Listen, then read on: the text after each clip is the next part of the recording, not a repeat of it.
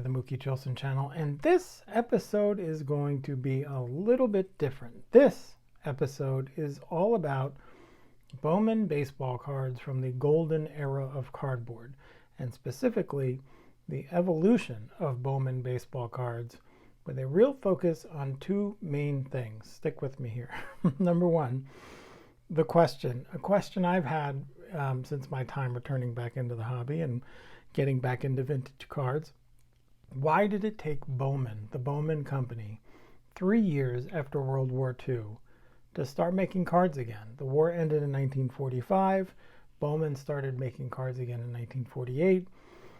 I think I have an educated guess. It may seem obvious. Everybody may know the answer to this, but I wanted to look into it a little deeper, and so I did. And then the second thing is I wanted to talk a little bit about what I consider to be the single most interesting, fun, and overlooked design feature on any golden era baseball card ever produced by any company. Bowman tops anybody. And it has nothing to do with photography. It has nothing to do with the front of a baseball card for that matter. And so stick with me. We will get to both of those main questions and subjects as we go along. But if you want to start talking about the evolution of Bowman baseball cards, you need to begin pre-war. You need to begin before World War II with Bowman's predecessor, which was Gum Inc., which produced the play ball sets of cards starting in 1939. And if you are any kind of collector, you probably have seen these before, and I'm just going over old territory for you. This is the 1939 play ball. This is Thomas Carey, a Hoboken, New Jersey native. That's why I got this card. And you can see the front of the card is very simple. Plain black and white image, plain white border. It looks like a photograph of the time printed on a piece of cardboard. Not too glossy. Extremely simple back. Just the name, biographical data, a graph on the guy, plenty of real estate down there for more, and some copyright information at the bottom. And as you can see, in 1939, that was their effort. In 1940, here is Daffy Dean's pinhole version. This, a little bit of iteration there, same kind of black and white image. Daffy got a nicer border, got his name on the front, got some sports ball equipment at the bottom there. The card stock is pretty similar. Paul got a longer write-up than in 1939. But again, the same kind of card as 1939. And then in 1940, we have a further iteration. Pinky Higgins got a pink sky behind him. They started coloring in the black and white player image and putting them over a beautiful landscape, frankly, a nice Bob Ross style, happy little trees back there, which again was not revolutionary. The Diamond Stars had done stuff like this, but it's, an iteration, an evolution for the Bowman cards for sure. And these were the cards, the last cards that the Gum Inc. would produce when America went to war. On December 7th, 1941, the Japanese attacked the naval base of Pearl Harbor. So many of the men who had been on these cards went into battle to save the world from the Axis powers. And here on the home front, there was a rationing of just about any kind of raw material that could be used to help fight the war, from any kind of scrap metal to any kind of rubber to any millions of kinds of different foods that you could want, and then paper. America is facing a serious paper emergency. We are wasting and destroying waste paper, one of our most vital war materials. Paper thoughtlessly destroyed might have become part of the supplies needed out there. Paper is needed for shipping tons of medical supplies for wounded fighting men, packages for precious blood plasma. Your waste paper might save a life. Yes, so not only was there a paper salvage, paper drive, everything, all the paper that had already been produced, they wanted to get it back so they could recycle it and use it for other things. They were not creating new paper baseball cards for kids because they needed to win the war and defeat the Nazis. So you understand that. And so Gum Inc., the parent company of Play Ball here, effectively ceased production in 1941. And when it returned in 1944, it was now called the Bowman Company. And when the war ended in 1945, with years of pent-up demand from youngsters for bubblegum cards and bubblegum, you would think that the Bowman cards would start flying. That production would begin immediately. At least I would. But it did not. And it wasn't just because of the paper. It was because something happened to sugar.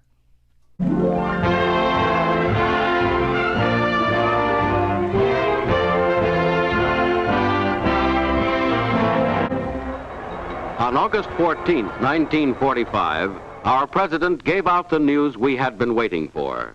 Now it was official for all the world to hear. Unconditional surrender. Victory over our last enemy, Japan. From coast to coast, the nation hailed the coming of peace and the return of happier days. One by one, the curbs of wartime were removed. But not on sugar.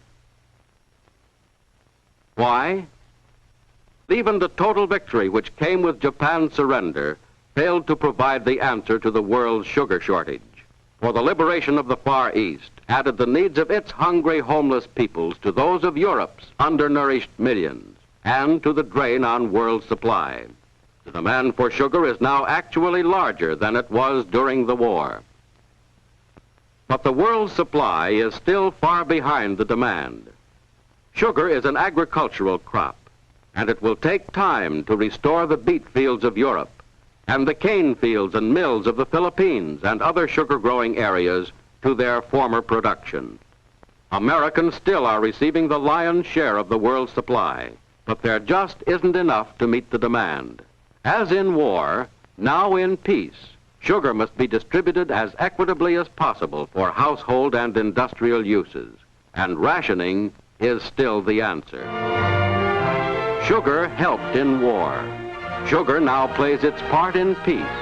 Keep sharing it.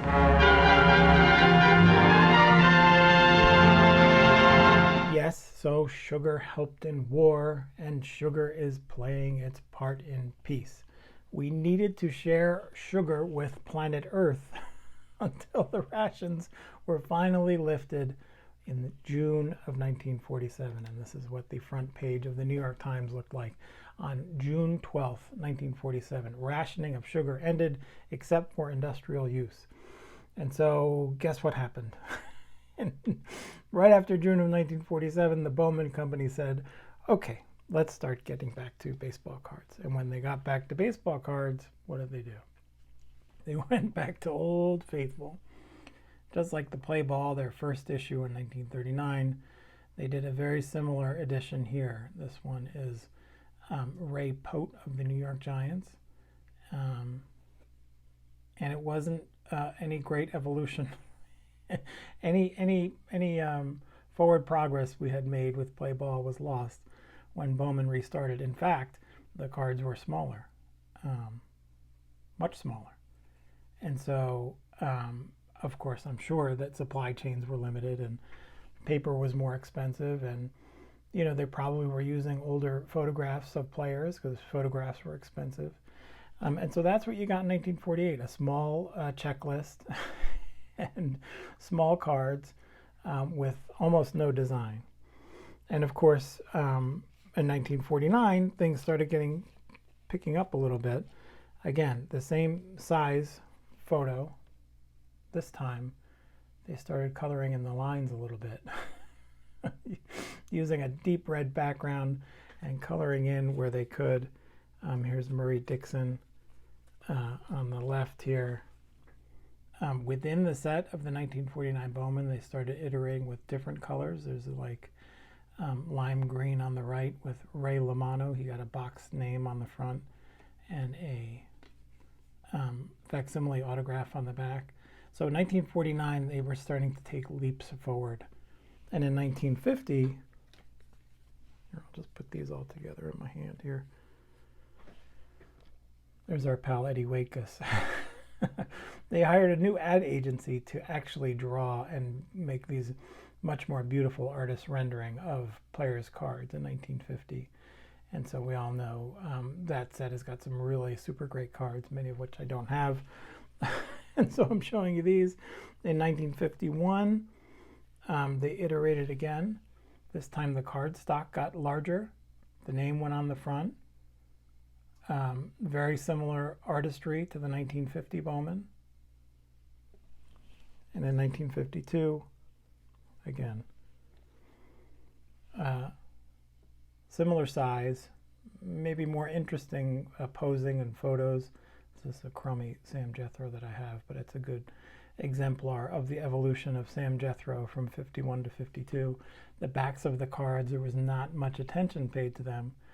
It was not that exciting, but that's what they did between 1951 and 1952. And 1952, of course, we all know that there was competition lurking in the background. And we all know what happened when Cy Berger spent days and days at his kitchen table designing a baseball card to compete with Bowman. And he came up with, speaking of Eddie Wakus, look at this. Now, if you're a kid, which of these cards do you want? Look at the size of Eddie Wakus. Just the colors are bouncing off that card.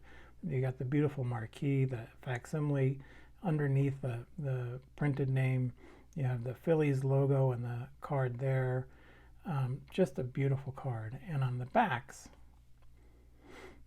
just destroy anything that Bowman was producing. You've got the name at the top and all the biographical data. I mean, Eddie's story on the back is worth a chapter in a book. I might even want to make a movie out of it.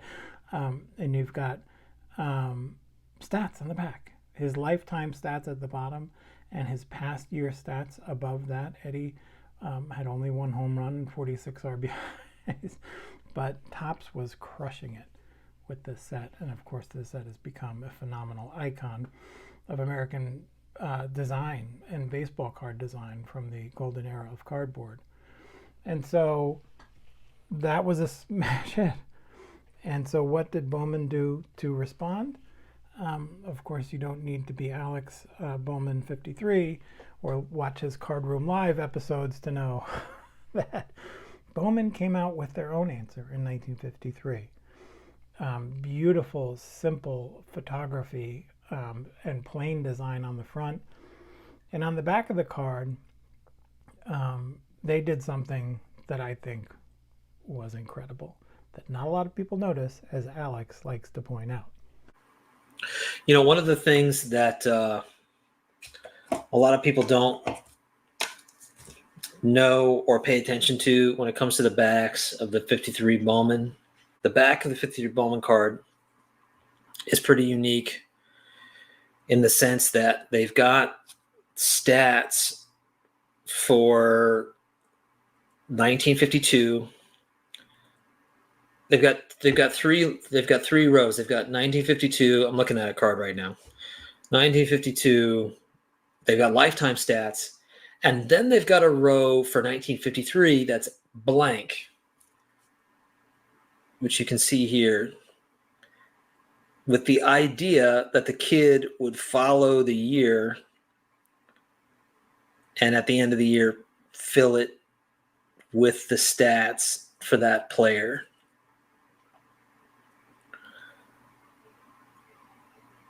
Which is like a really fun idea, and I'm always curious to see if anybody has ever actually, if any kid actually ever used it. I mean, it's a great idea, except when you think about it, it's like the kid cares about the card when they get it, which is in the middle of the season probably, right? Or maybe towards the end of the season, but they're not like necessarily thinking about putting the stats in there because they're not going to have the stats until much later. And it's an afterthought, right? But just the idea, I mean, and that's why I think most of them are not filled in. So it's like a failed idea. but it's just interesting that they tried to make the card more interactive. And so your old pal Mookie was watching that episode of Card Room Live when Alex talked about the empty cell of data on the back of a 1953 Bowman card. And guess what your old pal Mookie did? While Alex was talking about how no kids ever filled them out and it was a failure. Take soundbite. If you search the 1953 Bowman Eddie Matthews writing, you'll see a version where the kid input the data into those open cells. I love it. It's tough to read, but the kid took his assignment seriously. Really? That's fantastic, Mookie. Let me look that up right now. Oh my gosh. Mook, you're just killing it tonight. Let's take a look at this, guys. 1953 Bowman Color Baseball Card number 97, Eddie Matthew apostrophe S. You know, it's a little beat up, but definitely looks like a card that a kid would have handled. But this is the best part. It looks like it's been, I mean, obviously somebody tried to erase it. Part of me wonders, like, did somebody try to erase it to, like, get rid of the writing? Or did he keep up with the scores as the season went and he kept erasing it and putting in the new stats? Like, because there's no average, right? So it would stand to reason that he was just sort of keeping up with it as the season progressed, which is really awesome. Mook, I think you need to get this card. Would everybody agree that it's not a pinhole, but it would be a cool card to get? And so, yes, indeed, I did need to pick up that Eddie Matthews card. And pick it up I did. And as you can see on the front, it's got that beautiful, beautiful pose that is, again, creased up at the top right, and it's got scuff marks on the right side, sort of bracketing Eddie's face going down the right side of the card. And that's because on the back of the card, the youngster who got this second year Eddie Matthews 1953 Bowman Color, which was, again, almost a direct ripoff of the 1952 Topps design. The youngster that got this card decided they were going to fill in this year. And not only were they going to fill it in, they were going to keep score for Eddie Matthews' career, for his numbers in 1953 all year long, and write them in and then erase them, and write them in and erase them. And the scuff marks on the front of the card, the gloss loss on the front of the card, matches where this youngster had been writing the data in and revising it as the season went along. But as I told Alex when I showed him this card, I said, I bet there's more, and I'm going to see if I can find them. And I did. I started to find them. So the next one I found was a COMC auction. Now this card has been through hell. This is Monty Irvin, 1953, and you have to look closely in the back, but you can see the data has been entered by this youngster.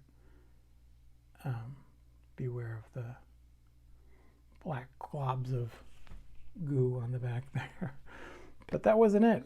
My buddy Rocket Rick saw what I was up to, decided to look at his set of 1953 Bowman, and he turned over the cards. And what did he find on the back? But Fred Hatfield's data had been filled in. Dick Krakowski's data had been filled in. And Paul Minner, his data had been filled in. The youngster who got these cards waited till the end of the season and decided to start filling it in. And I started to see these cards in a lot of different places I was looking, including on this guy, this SGC1 Stan the Man Musial. One of the most iconic images on any 1953 Bowman card. And the youngster who had this card kept it all year long, and obviously got it wet and folded it up, but they also input the data on the back of the card. 30 home runs, 113 RSBI, 337 average for for Stan. Excuse me. And so I kept looking, and I found a Larry Doby, 1953 Bowman Color. Look at the beautiful. This is one of my favorite images of Larry. And it was for this youngster who kept this card all season long and input the data, just like Bowman asked him to, including the fielding record. I have not cross-checked that one, but the rest of the data is right. And so Larry Doby joined my stat pack collection. And my buddy Mike Petty saw what I was up to and realized that he had one. Now look at this. This is a 1953 Bowman. I mean, one of the most iconic cards you can see in this set. And guess what? When Mike Petty got this, when he bought it, he looked at the back and he said, "Oh crap, there's writing on it." And then he sent it to me like a good pal. And I love this card. I wouldn't want a different copy of this Mini Minoso card. And I'm driving people nuts with this raw card stuff. And then I just kept looking online on eBay and beyond. And I found people like Willard Marshall, Ray Boone, partially filled in, Bob Boone's father, Aaron and Brett Boone's grandfather. You got Cal Abrams, card number 160 in the set. So this is the last card in the Bowman Color set.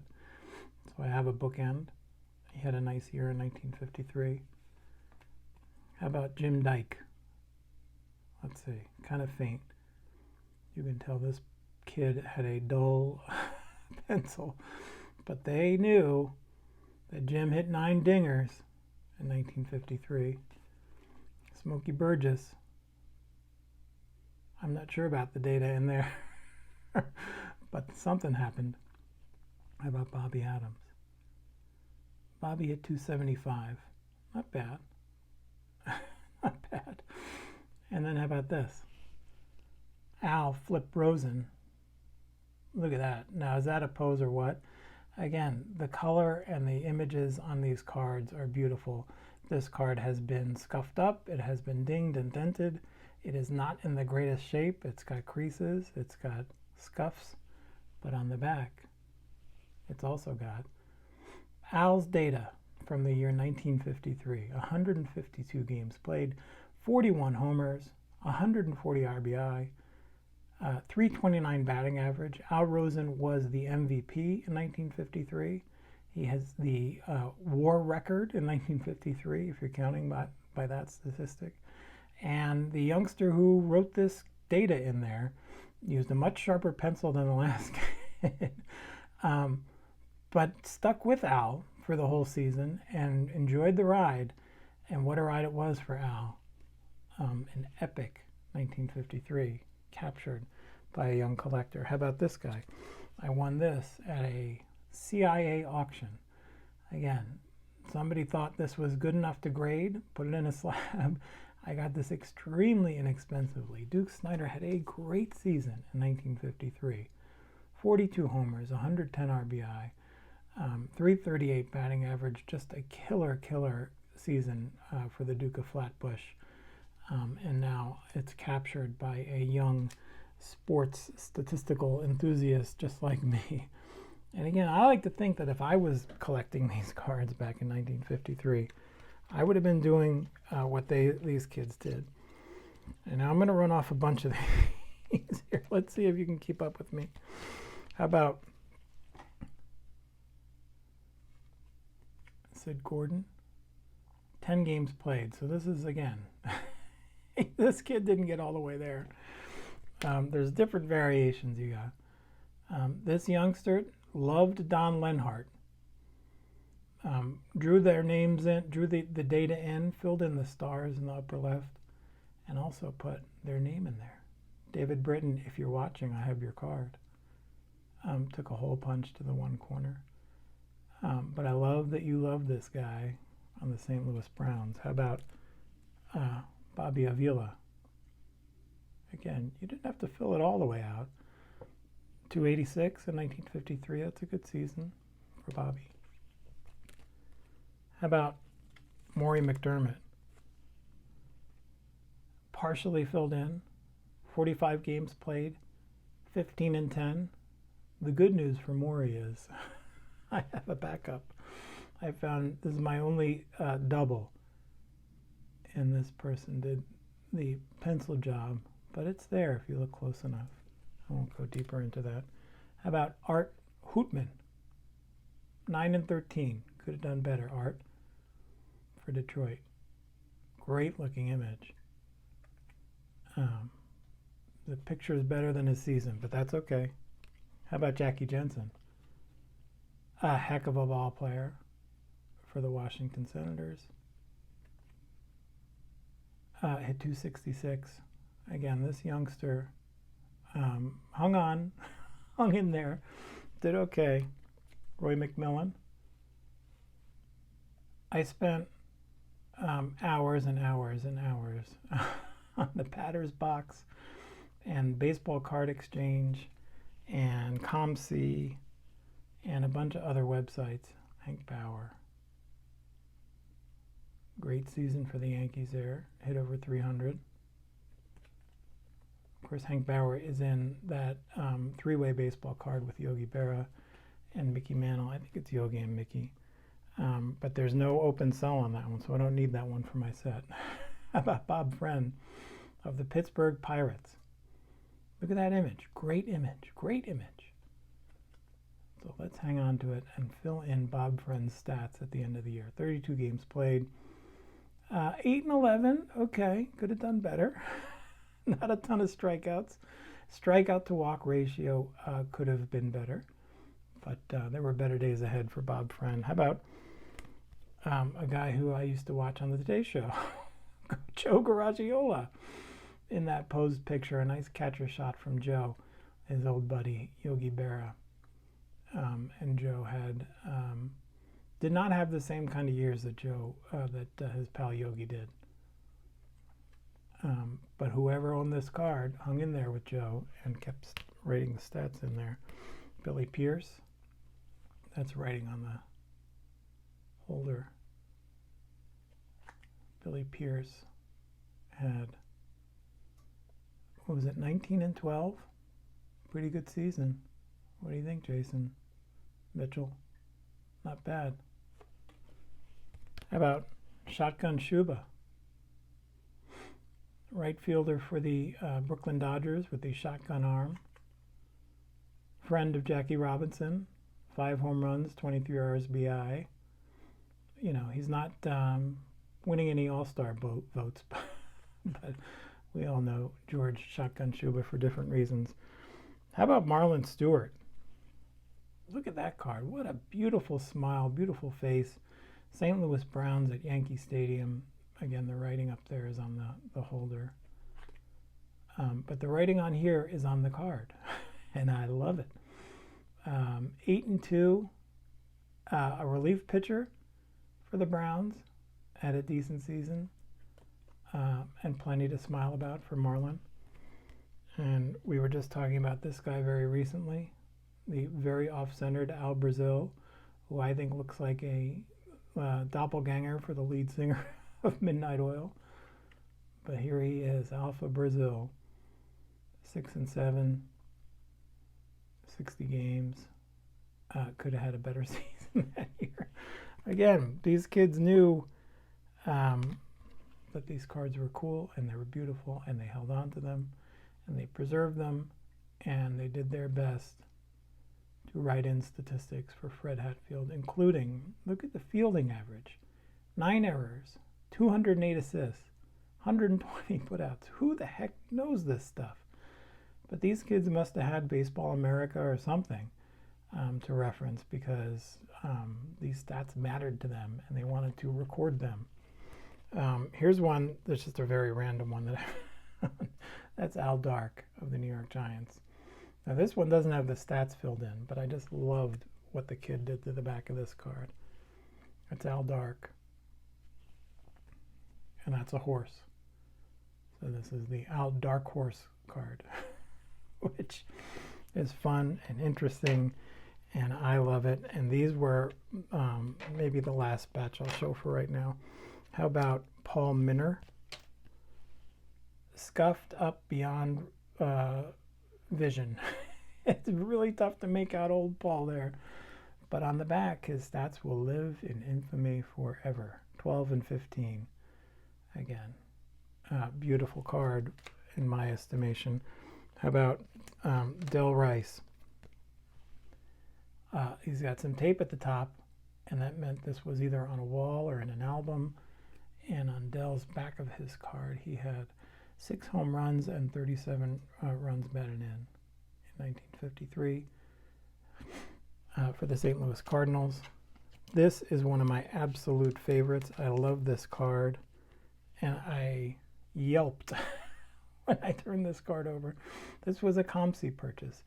This Gil Hodges is creased and bent and taped beyond like recognition.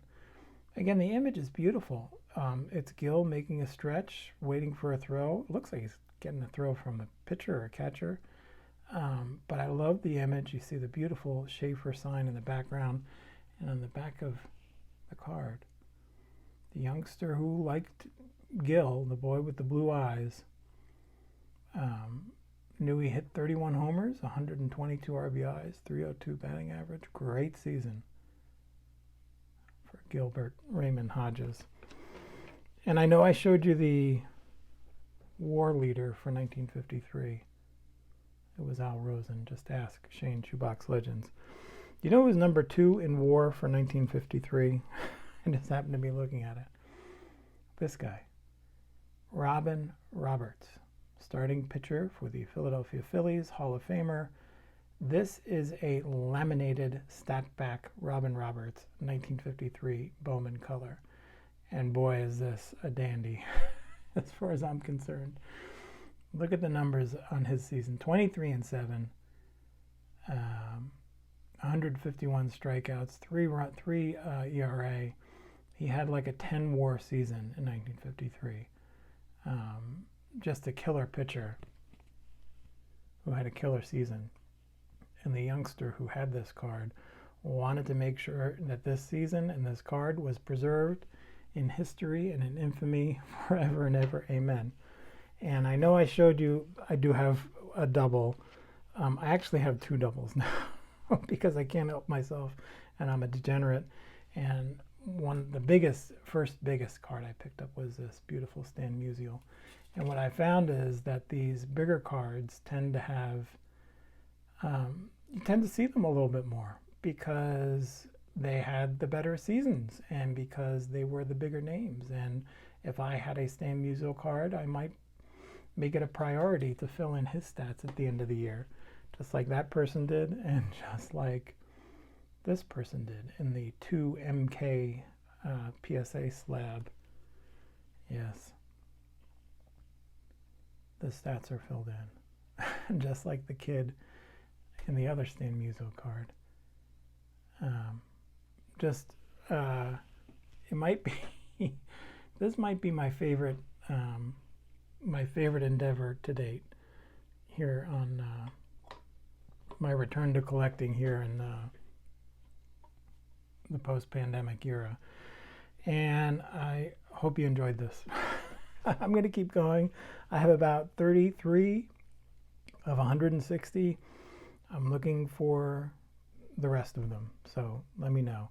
By the way, just like with pinhole cards, the commandment is thou shalt not make new holes in cards. There's a second commandment now, thou shalt not write on baseball cards. So I'm going to find all of these organically that were written in ink or pencil by the kids who pulled them out of packs in 1953.